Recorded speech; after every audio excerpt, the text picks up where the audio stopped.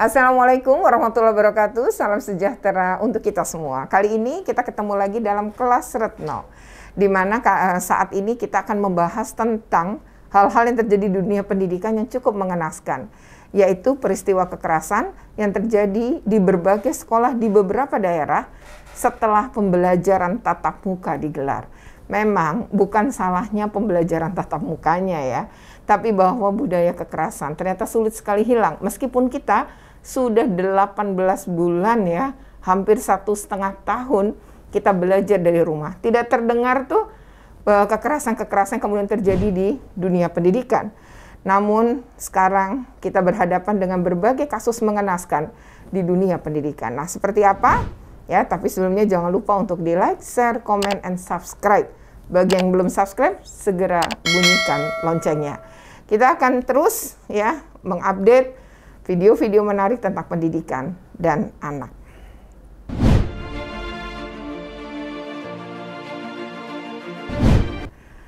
Pemerintah Provinsi DKI Jakarta itu membuka sekolah sekitar 30 Agustus.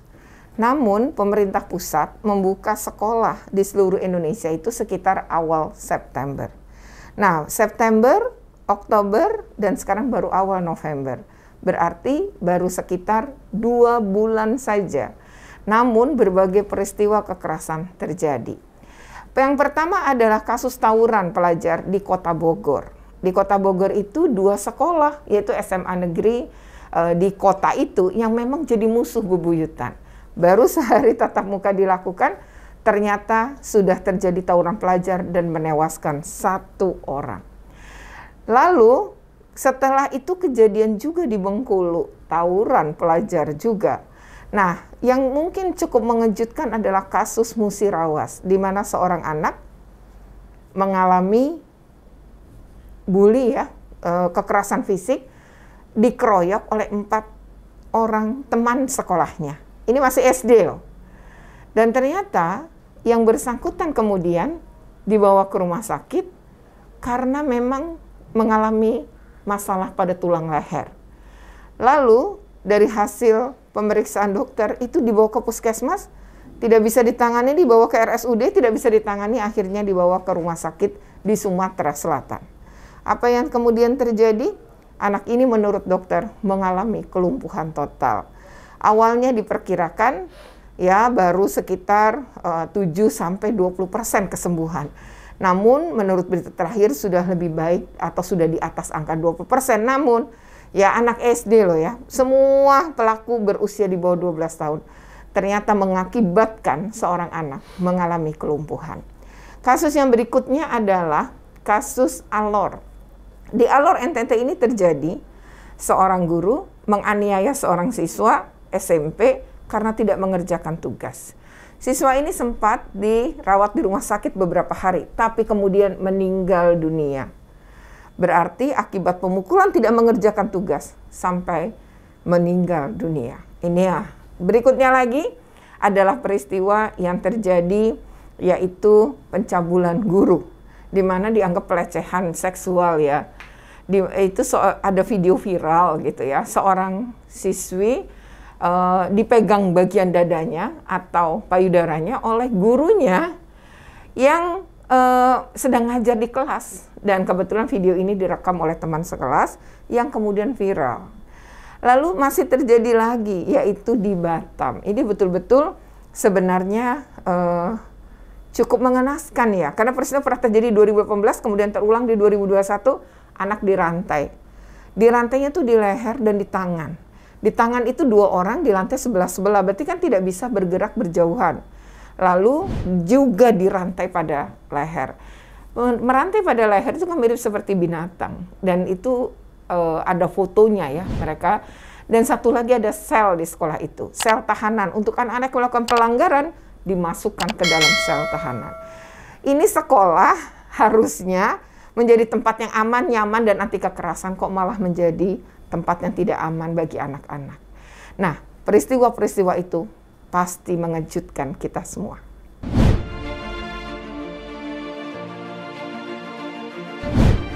Atas kasus-kasus tersebut tentu saja saya menanggapi dengan satu kata miris ya. Tentu kita semua prihatin. Kok bisa kekerasan terjadi dengan berbagai bentuk, bahkan sampai ya menghilangkan nyawa. Tentu ini berkaitan juga dengan banyak hal. Namun dari data KPAI sendiri pada tahun 2018 dan 2019 memang angka kekerasan di pendidikan itu cukuplah tinggi dan didominasi oleh pelakunya itu adalah guru. Itu sekitar 40%, tapi pada angka yang sama 40% dilakukan oleh sesama siswa. Dari berbagai kasus yang tadi kita ungkap, itu juga masih berjalan. Memang pelaku kekerasan ada juga kepala sekolah, namun guru dan sesama siswa ternyata memegang angka yang cukup tinggi. Nah, mengapa hal ini terjadi? Mengapa para guru memiliki mindset mendisiplinkan dengan kekerasan? Nah, karena mindsetnya adalah tidak mungkin nih bisa mendisiplinkan anak kalau tanpa kekerasan. Nah, padahal bisa. Dan kekerasan itu berbahaya. Kekerasan itu bisa berdampak buruk pada tumbuh kembang anak. Oleh karena itu mindsetnya yang harus dirubah. Bahwa dengan perhatian, kasih sayang, kehangatan, kita tetap bisa mendidik anak-anak kita untuk disiplin. Nah, berikutnya lagi adalah gurunya juga korban mungkin kekerasan ketika dia masa kecil atau masa sekolah. Karena banyak guru mengatakan, aduh cuma dibeginiin, dulu saya diperlakukan lebih dari itu. Nah, ini masa lalunya yang dilakukan dengan kekerasan dia terima. Mungkin di rumah, di sekolah, ini masih membekas. Jadi merasa bahwa anak sekarang cengeng. Kalau cuma dibegituin aja, ngadu polisi, digituin aja ngadu orang tua. Jadi seperti itu. Padahal ya kekerasan nggak boleh. Kalau guru-guru juga mengalami kekerasan, kita memahami bahwa itu pasti menyakitkan dan butuh direhabilitasi agar kekerasan yang sama tidak dilakukan oleh para guru ini kepada muridnya. Sekarang ya anak ini di rumah dilakukan kekerasan, misalnya didik orang tuanya. Di sekolah juga dengan kekerasan. Akibatnya nih anak mikir, oh rupanya ngedidik anak tuh harus dengan kekerasan. Nanti dia lakukan sama anaknya. Anaknya ngelakukan sama cucunya. Akhirnya kekerasan tidak pernah putus. Nah, yang berikutnya lagi adalah pengasuhannya dengan kekerasan. Nah, ini banyak nih ya. Jadi anak-anak yang menjadi pembuli, ternyata anak-anak korban kekerasan di rumahnya. Jadi dia pelaku kekerasan, gak berani dong ngelawan orang tuanya. Nah, di rumah dia diperlakukan seperti itu dan gak ngelawan. Tapi rasa marah, rasa sakit itu dia lampiaskan ketika berada di sekolah. Dengan siapa? Dengan anak lain yang lebih lemah dari dia. Nah, akhirnya jumlah pelaku bertambah, jumlah korban kekerasan juga bertambah. Nah, ini yang justru harus dihentikan. Pendidikan itu menurut pasal 54 Undang-Undang Perlindungan Anak, harusnya lembaga sekolah, lembaga pendidikan itu harus melindungi anak-anak dari berbagai bentuk kekerasan. Lalu, kalau terus terjadi kekerasan, bagaimana cara mengatasinya?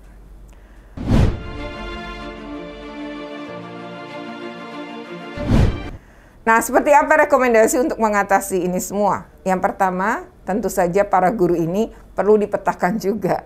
Kalau perlu di-assessment juga sih secara psikologi, barangkali mereka memang korban, ya, pelaku kekerasan dan kemudian menjadi pelaku kekerasan. Untuk kemudian menyadari bahwa itu tidak boleh dilakukan, mungkin bisa dibantu dengan rehabilitasi secara psikologi. Mungkin bisa pemerintah daerah atau Kemendikbud dengan pemerintah daerah membantu itu. Tentu harus dipetakan karena biasanya guru yang baik adalah guru yang bahagia. Biasanya guru yang bahagia akan memperlakukan anak-anak juga dengan baik gitu ya. Jadi kalau dia nggak bahagia berarti ada masalah dengan kesehatan mentalnya. Nah, berikutnya lagi adalah pelatihan mungkin. Pelatihan ini juga penting. Selama ini Kemendikbud ya sudah banyak sekali membuat pelatihan-pelatihan, tapi biasanya pelatihan itu untuk ngajar. Jadi bagaimana ngajar yang menarik, ngajar yang kreatif gitu. Tapi sekarang coba pelatihannya mengubah mindset. Kasih tahu bahwa hasil riset membuktikan apa? Anak-anak yang mengalami kekerasan itu apa dampak buruknya. Nah, berikutnya lagi adalah sosialisasi ini terhadap Permendikbud nomor 82 tahun 2015. Permendikbud ini bagus banget, karena ini tentang pencegahan dan penanganan kekerasan. Pencegahannya jelas loh, apa yang harus dilakukan, langkahnya apa saja untuk nggak terjadi kekerasan. Tapi kenapa terus terjadi kekerasan? Nah, di pencegahan ini dan di penanganan bagaimana kalau terjadi? Ini seringkali Permendikbud ini ternyata tidak menjadi panduan bagi sekolah. Banyak yang nggak tahu. Jadi ada masalah juga dengan sosialisasi. Mungkin Kemendikbud, Ristek harus mengevaluasi nih. Apakah sosialisasinya perlu digencarkan kembali ya agar kita bisa mengurangi angka kekerasan. Apalagi Presiden Republik Indonesia Pak Jokowi menyatakan dalam 5 tahun periodenya yang kedua dia ingin kekerasan itu diturunkan. Dan terakhir mungkin sekolah ramah anak yang digagas oleh Kementerian Pemberdayaan Perempuan dan Perlindungan Anak ini perlu ditambah, diperluas, tapi juga diberi makna, bukan sekedar pelang nama. Nah, SRA sekarang, sekolah ramah anak, itu sudah mencapai 56.000 sekolah. Itu sudah bagus. Nah, sekarang mesti dipastikan bahwa mereka tidak sekedar pelang, tapi memahami bahwa anak-anak di dalam lembaga pendidikan itu harus memiliki tumbuh kembang yang sempurna, dan itu dibantu oleh sekolah pada sekolah ramah anak. Dan terakhir, anak bisa salah, boleh salah, tapi hukuman bukanlah balas dendam. Hukuman dan sanksi itu sebaiknya diterapkan dengan disiplin positif. Mungkin ini semua bisa mengurangi kekerasan yang terjadi di lingkungan pendidikan. Oke, demikian ya video ini. Semoga bermanfaat. Jangan lupa untuk di-like, share, komen, and subscribe. Bagaimana subscribe? Segera bunyikan loncengnya. Terima kasih atas perhatiannya. Assalamualaikum warahmatullahi wabarakatuh.